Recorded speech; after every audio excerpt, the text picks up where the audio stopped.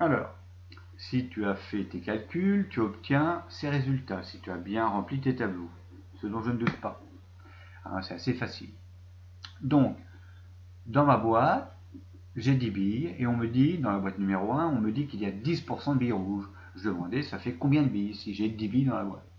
10%, on a vu qu'hier, si on automatisait les calculs, 10% c'est 10 centièmes.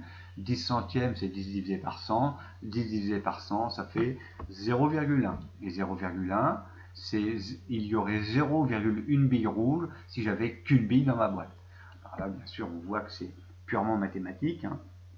Et donc, si j'ai 10 billes, je fais 10 fois 0,1, j'obtiens une bille rouge si j'ai 10 billes dans ma boîte avec 10% de billes rouges. Dans la seconde boîte, 50% de billes rouges, 50% c'est 50 divisé par 100, ça fait 0,5, 0,5 fois 2. Dans ce cas, j'aurais une bille rouge si j'avais 2 billes dans ma boîte avec 50% de billes rouges. La boîte numéro 3, 25% de billes rouges, 4 billes dans la boîte, 25% c'est 25 divisé par 100, ça fait 0,25. Et si j'ai 4 billes, eh bien 25% de 4, c'est 0,25 fois 4, ça fait une bille rouge dans cette boîte. Boîte numéro 4, 20% de billes, 20%, 20 divisé par 100, ça fait 0,2. 0,2 multiplié par 5, parce que dans cette boîte il y a 5 billes, j'aurais donc une bille rouge dans cette boîte si j'avais 5 billes avec 20% de billes rouges. Voilà. On constate quoi ici? On constate que à chaque fois ici, j'ai obtenu 1. Hein, à chaque fois j'ai obtenu 1. D'accord? C'est pas par hasard, parce que j'avais choisi ces nombres exprès. Alors on va voir des résultats très importants concernant les pourcentages. On pourrait appeler ça des pourcentages remarquables, des pourcentages intéressants. Alors 10%, c'est 0,1. Et on a vu que pour trouver 10% d'un nombre, je fais 0,1 fois ce nombre. Ou alors ce nombre fois 0,1. Or, on sait depuis déjà pas mal de temps, depuis 2-3 mois, que multiplier par 0,1, hein, rappelez-vous, c'est pareil que diviser par 10. Donc ici, au lieu de faire 10 fois 0,1, je pouvais faire 10 divisé par 10 et j'obtenais bien 1. D'accord? Donc on voit que 10%, c'est égal à un dixième en fait. 10% c'est un dixième du nombre. Je le divise par 10. 50% maintenant.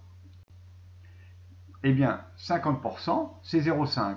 Or, on a vu que multiplier par 0,5 c'est pareil que diviser par 2. Effectivement, 50% c'est pareil que 1 demi. C'est pareil, chercher 50% d'une somme, 50% d'un nombre, c'est chercher la moitié du nombre. Hein. 50% c'est la moitié du nombre, hein, 50 c'est la moitié de 100, et donc multiplié par 0,5, c'est pareil que diviser par 2. 25%, eh bien 25%, on s'aperçoit que 25%, hein, je vous rappelle, c'est des fractions égales entre elles, donc des divisions. 25%, c'est égal à 0,25 pour 1, et c'est égal à 1 pour 4, c'est égal à 1 quart. 25% égale 1 quart. Donc multiplié par 0,25, c'est pareil que divisé par 4. Ça aussi, on l'avait vu.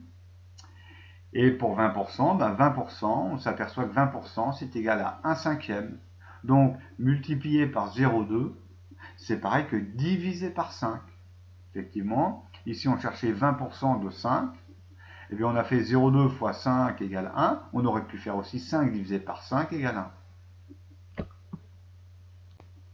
Donc, grâce à ces pourcentages remarquables, si on peut dire, on peut aller plus vite. Hein. Quand dans des problèmes, on me parle de 10% d'un nombre, 50%, 25% ou 20% d'un nombre, je ne suis pas toujours obligé de faire x0,1, x0,5, x0,25, x0,2.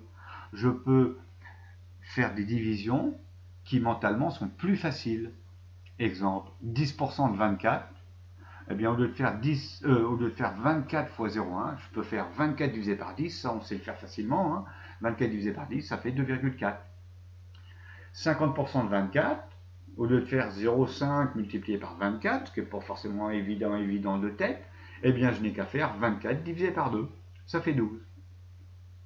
25% de 24, pareil, faire 24 fois 0,25 de tête, ben là, faut vraiment être assez fort, même voire très fort en calcul mental. Hein. Je ne dis pas que c'est impossible, mais il faut quand même bien se concentrer. Alors que si on sait que faire x 0,25 c'est pareil que diviser par 4, et bien ici, 24 divisé par 4, ça fait 6, c'est facile.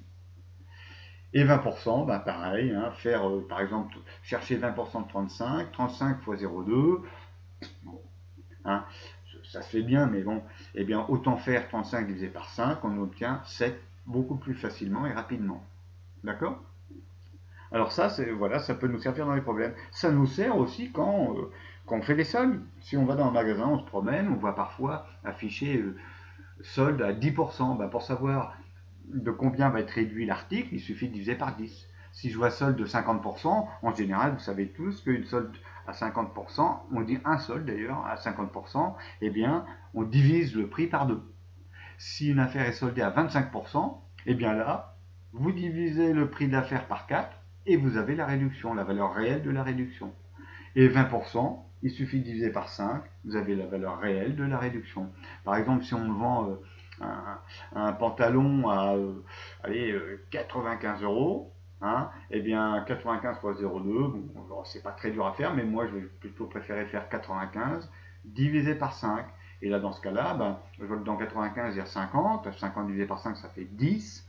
Hein. Il restera 45 pour aller à 95. 45 divisé par 5, ça fait 9. Ben, la réduction de ce pantalon, elle est de 19 euros.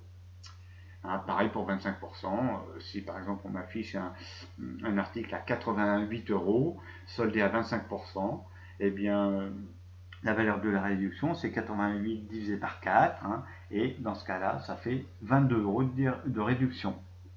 Un quart du prix. 25% c'est un quart, 20% un cinquième, 50% un demi, 10% un dixième. Ça, ce sont des résultats à retenir par cœur. Voilà.